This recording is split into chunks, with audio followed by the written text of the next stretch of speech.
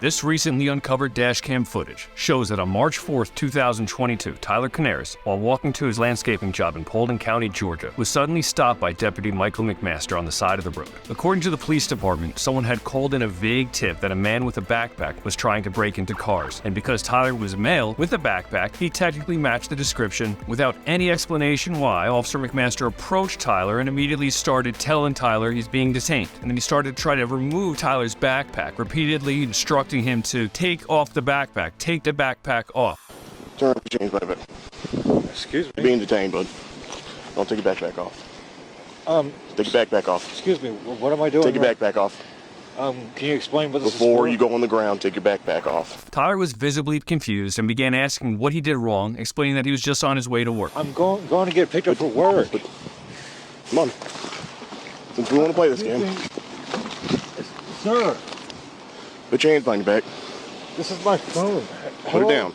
Can you tell me what's going on? Just put your hands behind your back before you end up on the ground. When Deputy McMaster told him that he was being detained because he matched the description of someone breaking into cars, he began to turn, telling the officer that it wasn't him. I'm trying to drop my phone. Hello? Are you telling me what this is about? You're being detained for a minute. You're matching the description of someone trying to break into people's cars. But before he could get the sentence out of his mouth, Deputy McMaster bear hugs him from behind, lifts him up, and body slams him into the cement, causing severe injuries, including a fractured skull, ruptured eardrum, and broken collarbone. I'm not breaking anyone's heart.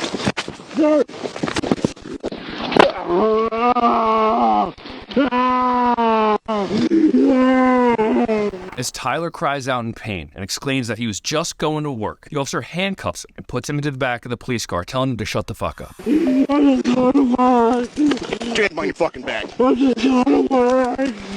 You dumb bastard. Oh, please help me. Shut the fuck up.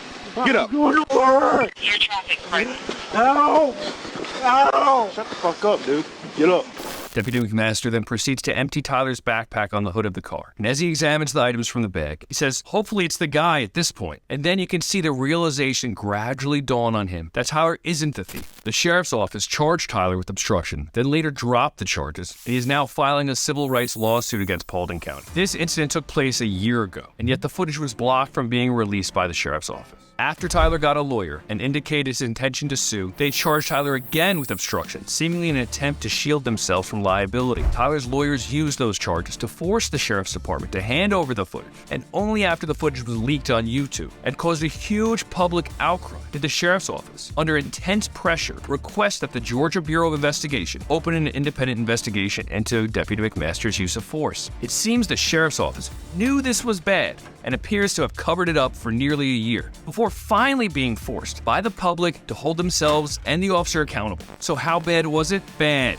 I timed it. From the first contact to the body slam, it's about 50 seconds. It's as if this officer woke up with a strong desire to hurt someone, and the way he casually talked about the body slamming with his colleague afterward in front of a dash cam shows just how comfortable some officers are with this kind of misconduct. As a result of the slam, Tyler was admitted to the hospital and left with $75,000 worth in medical bills. He still can't pull or lift things like he used to, working as a landscaper. I'm sure he's also have a hard time hearing, having suffered a ruptured eardrum, which will continue to be a subtle reminder of Deputy McMaster's attack every day for the rest of his life. But did the officer face any consequences for his actions? Well, before this video leaked on the internet, the sheriff's office gave no indication they were going to punish him for his actions. Only after the public outcry was he placed on desk duty and then eventually let go for an unrelated incident, a year after he body slammed Tyler, face first, into the street.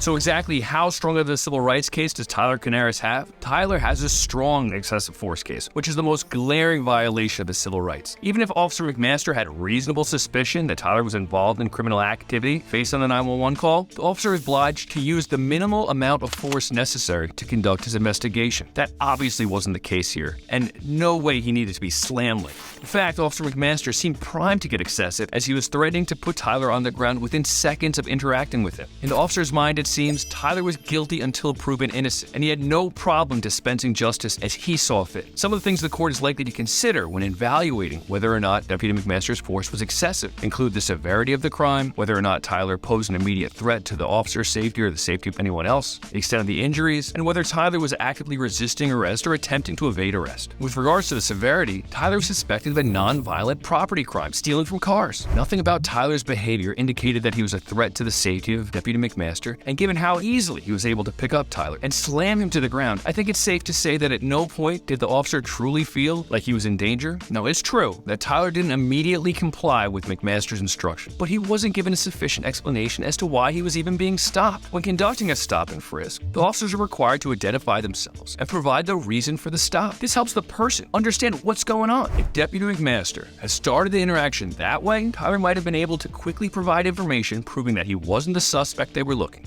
Deputy McMaster could then be on his way to find the real criminal rather than wasting his time body slamming and searching the bag of an innocent man. And at the moment when he grabbed Tyler, Tyler wasn't resisting, but simply turning toward the officer to explain that he wasn't the person they were looking for. There was nothing about his behavior to indicate that he was resisting arrest. So based on this evidence, and it being pretty clear to me that Deputy McMaster used more force than what a reasonable officer would have used in similar circumstances, I believe Tyler's claim of excessive force is almost certainly going to be held up. While the excessive force claim is strong, does Tyler also have a strong claim for false arrest? I think he does. A police officer can't just stop and detain anyone. They have to have specific and articulable facts that would lead a reasonable person to believe that a crime has been, is being, or is about to be committed. Here, the police received a 911 call with the tipster saying that an individual may have tried to get into their vehicle across the street. To be actionable, an anonymous tip requires an assertion of illegality. The tip here that the person identified may have tried to get into a vehicle is only speculative. Even if we were to say that the officer should investigate, they should not have targeted Tyler. Again, according to the discovery, the 911 caller describes the individual as a male wearing black clothes and wearing a mask. They say he may be a juvenile or a young adult. We saw the video. Aside from being a male, Tyler does not match the description. He is not wearing black clothes, he's wearing a blue hoodie and blue jeans. He isn't a young adult or a juvenile, he's 29. And should go without saying he's definitely not wearing a mask. Instead, Deputy McMaster, after slamming Tyler, starts stating there was a report of dark clothes and a backpack, neither of which are said in the available discovery. In order to be criminally responsible for obstructing governmental administration, it first has to be established that the police were engaged in unauthorized conduct. Despite there being no crime that Tyler committed, Tyler was slammed and then arrested. He has a false arrest claim too. So what does all that mean? Bottom line, Deputy McMaster shouldn't have stopped Tyler, shouldn't have put his hands on Tyler's person, shouldn't have started taking off his personal belongings. Even if we give Deputy McMaster the benefit of the doubt and say the 911 call contained allegations of criminality and Tyler matched the description, even though neither did, Officer McMaster still wouldn't be allowed to arrest Tyler based on that information. He could only briefly detain him and frisk him if he had something he could point to that made him think that Tyler was armed. Even if he were allowed to frisk for weapons, that doesn't allow him to go fishing in that backpack. The officer should have waited with Tyler until the 911 caller came to the scene and ID'd him. This was a poorly trained police officer who didn't seem to know or care about the law.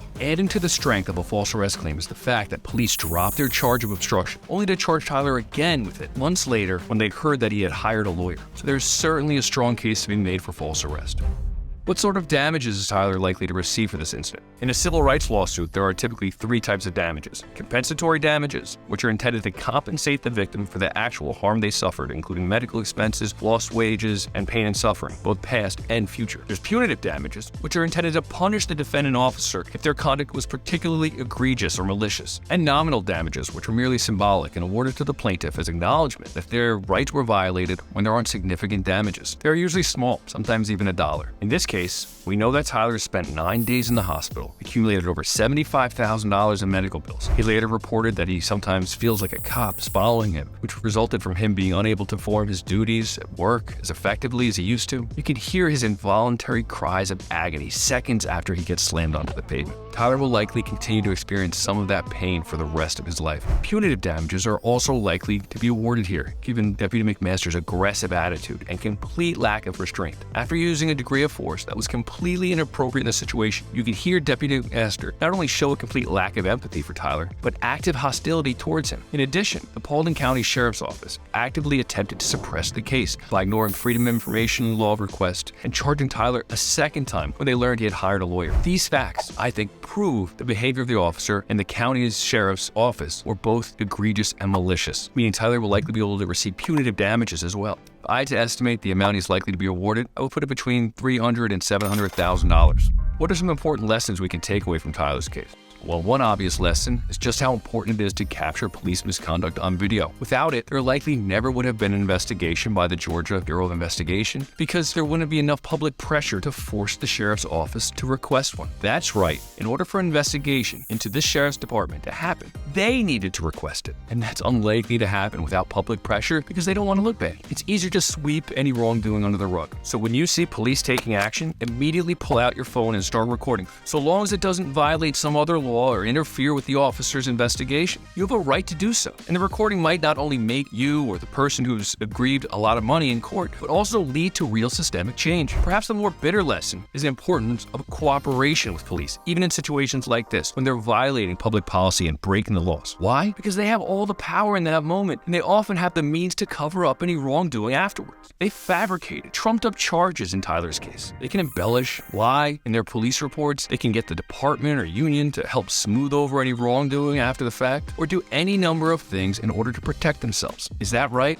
Should it be that way? Absolutely not. But until systemic change comes, the smartest thing you can do in situations like this is simply comply and then sue the pants off them afterwards. Tyler had done so. He might not have suffered the injuries that he did and would still be able to sue them in court. You believe your civil rights have been violated. You would like to file your own lawsuit and get compensated and get justice? You can contact us for a free consultation at 888-SUE-CITY. That's 888-783-2489. Remember, if I don't win your case, you don't pay a dime. And if this is your first time on my channel, be sure to subscribe and turn on notifications for more videos about protecting yourself from police and holding them accountable when they abuse their power. I make this content to help you understand your rights and learn to exercise them when it matters most. So click here to watch this video next, and I'll see you there.